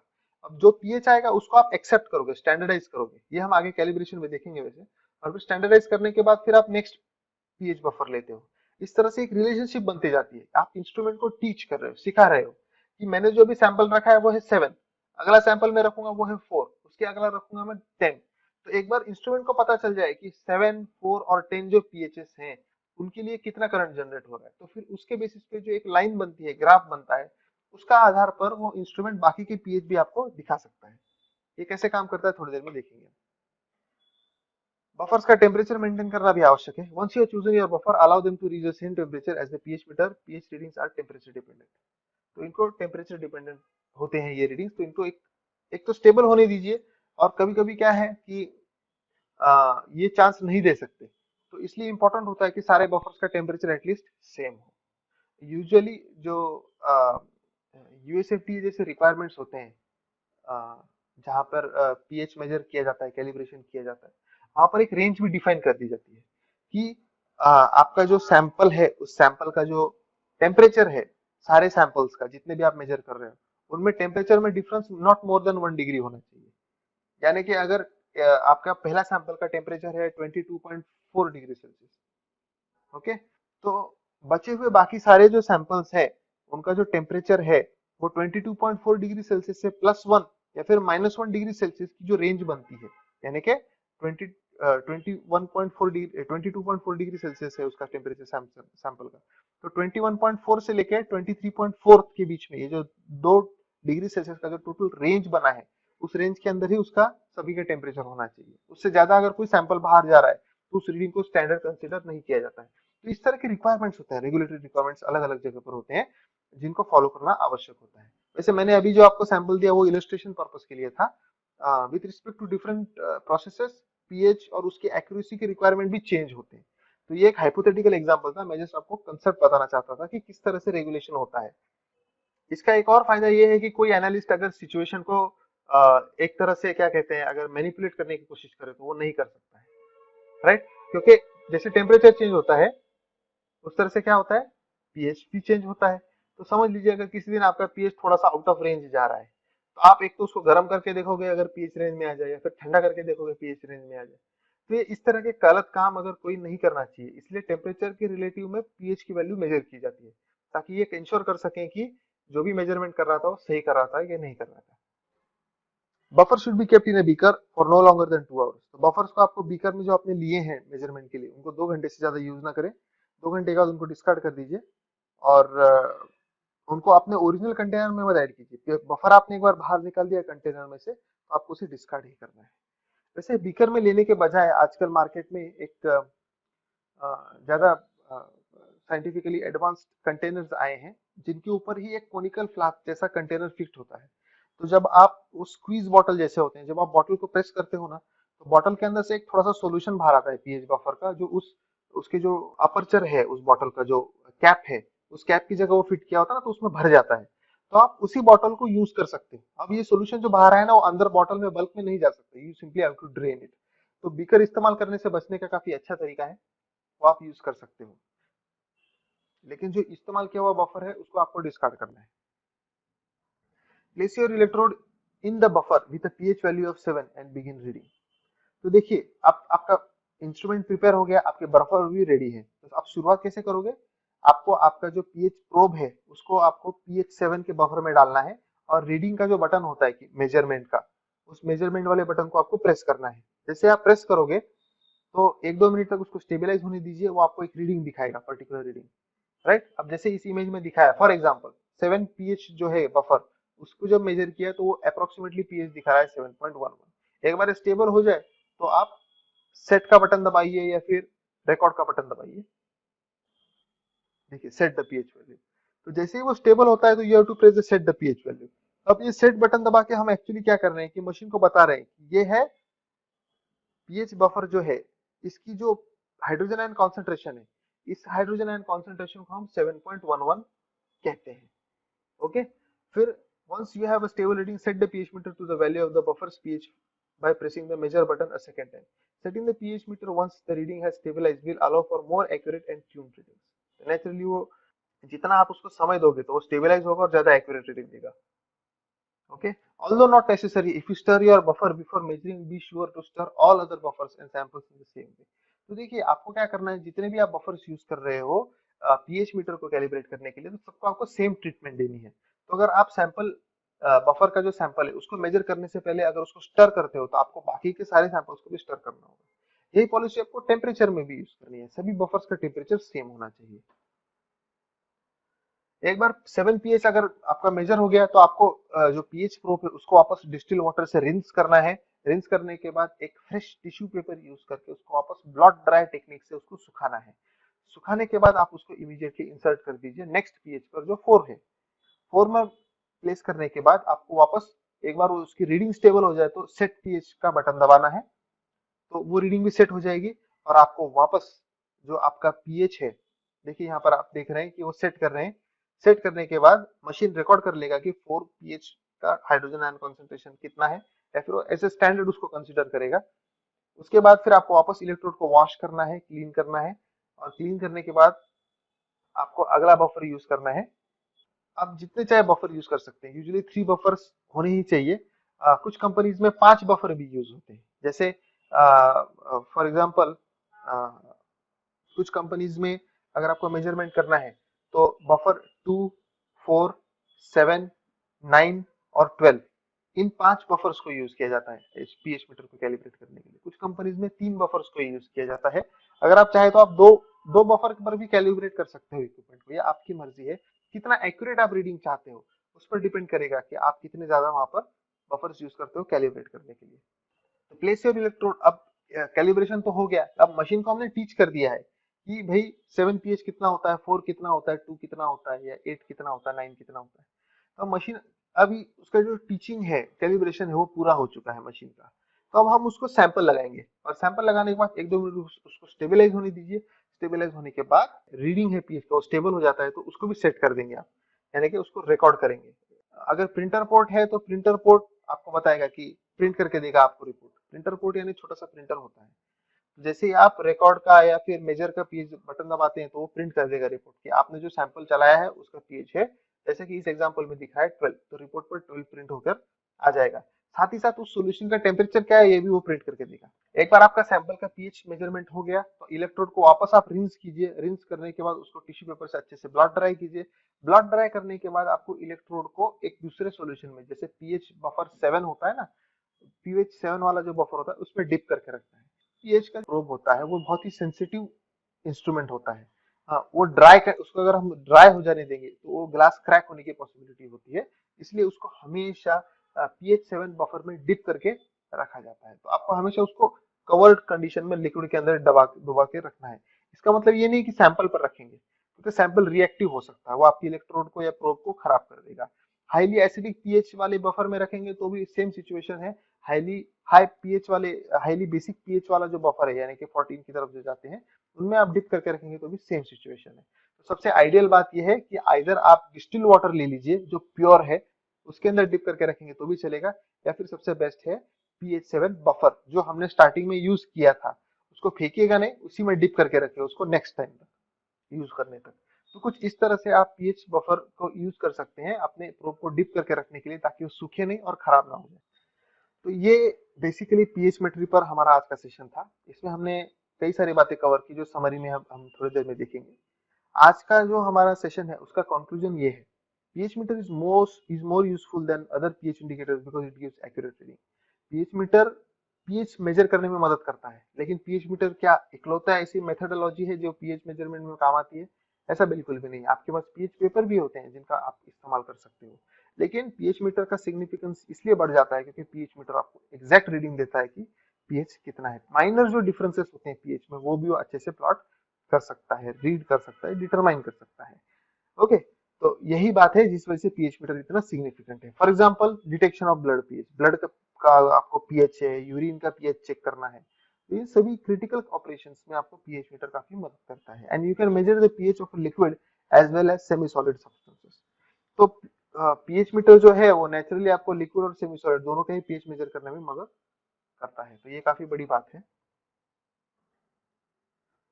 सिग्निफिकेंस देख लेते हैं पीएच मेट्री का। तो जैसा कि हमने एप्लीकेशंस में देखा था, वही उसका सिग्निफिकेंस भी है कि जो जितनी भी फील्ड है, सारी फील्ड में आपको कहीं ना कहीं क्वालिटी कंट्रोल और क्वालिटी एश्योरेंस से रिलेटेड जो एक्टिविटीज आप करते हो, उन सभी में आपको पीएच मीटर का एप्लीकेशन मिल जाएगा। वो भले ही एग्रीकल्चर हो, फार्मा इंडस्ट्री हो, केमिकल एंड पेट्रोलियम इंडस्ट्री हो, बायोटेक इंडस्ट्री हो, कॉस्मेटिक्स इंडस्ट्री हो, फूड इंडस्ट्री हो, या फिर एफ्लुएंट ट्रीटमेंट हो। इसका मतलब ये है कि regulatory authorities are interested in the pH of your raw material, your product as well as the effluents your manufacturing facility is generating. इतना ही नहीं, ह्यूमन बॉडी से रिलेटेड जब भी टेस्टिंग किया जाता है, हेल्थ टेस्टिंग किया जाता है, मेडिकल टेस्टिंग, तब भी पीएच मीटर काफी बड़ा सिग्निफिकेंस उसका होता है। ऐसा इसलिए क्योंकि हमारे बॉडी के जो भी लिक्विड्स होते हैं, जैसे यूरिन है, ब्लड है, स्वेट है, राइट, बाइल फ्लूइड है, स्पाइनल फ्लूइड है, तो ये जितने भी लिक्विड हमारे बॉडी में होते हैं जिनका सैंपल निकाला जाता है टेस्टिंग के लिए, उन सभी का पीएच अगर डिस्टर्ब है तो उसके बेसिस पर हम डायग्नोस कर सकते हैं कि जो कंसर्न पेशेंट है उसको क्या तकलीफ हो रही है, और फिर वो उस प्रॉब्लम को एक सही ट्रीटमेंट के थ्रू क्लियर किया जा सकता है। तो pH acts as a major और critical indicator of certain health issues and and hence assists the related physicians to diagnose the patient more accurately, which is why it is so important। और यही कुल मिलाकर महत्व है pH मीट्री का, कि इसको बेसिकली हर फील्ड में हर लेवल पर एप्लीकेशन आपको देखने को मिलेगा। तो समरी में चलो देखते हैं, इन शॉर्ट हमने आज क्या देखा। हमने इंट्रोडक्शन देखा पीएच मीट्री का, पीएच मीटर का भी इंट्रोडक्शन किया, फिर हमने प्रिंसिपल ऑफ वर्किंग चेक किए, हमने एप्लीकेशन स्टडी किए पीएच मीटर के, ये पीएच मीटर कहाँ कहाँ पर यूज होता है। पीएच स्केल हमने एनालाइज किया, हमने देखा कि इसमें कौन कौन से क्वांटिटीज हैं, किस तरह से कलर वेरिएशन आता है, limits of pH scale, measurement of pH, दोनों ही हमने विद रिस्पेक्ट टू इंस्ट्रूमेंट देखे। लिमिटेशंस ऑफ पीएच स्केल में भी हमने डिस्कस किया कि किस तरह से वो इंटरनली इनकंसिस्टेंट है। पीएच का सिग्निफिकेंस हमने देखा, और फिर फाइनली कंक्लूजन के साथ हमने हमारे डिस्कशन को खत्म किया। तो आज की इस सेशन में पार्टिसिपेट करने के लिए बहुत बहुत धन्यवाद। पीएच रिलेटेड हमारे कुछ वीडियोस इसी चैनल पर प्रेजेंट हैं, उन वीडियोस को भी आप जरूर देखिए। उसमें आपको प्रैक्टिकल इंफॉर्मेशन ज्यादा मिलेगी। इंस्ट्रूमेंट का वीडियो है, उसका कैसे कैलिब्रेशन किया जाता है, उसका फिजिकल डेमोन्स्ट्रेशन है, एजुकेशनल पर्पजेस के लिए वो बहुत जरूरी है। ऐसा कोई भी स्टूडेंट जो पीएच मेट्री के बारे में ज्यादा जानना चाहता है तो वो वीडियो जरूर देखें। इसी चैनल पर आपको पीएच मेट्री का वीडियो मिल जाएगा। तो आज का बस सेशन हमारा इतना ही, अगले सेशन में फिर मिलेंगे। Thank you very much.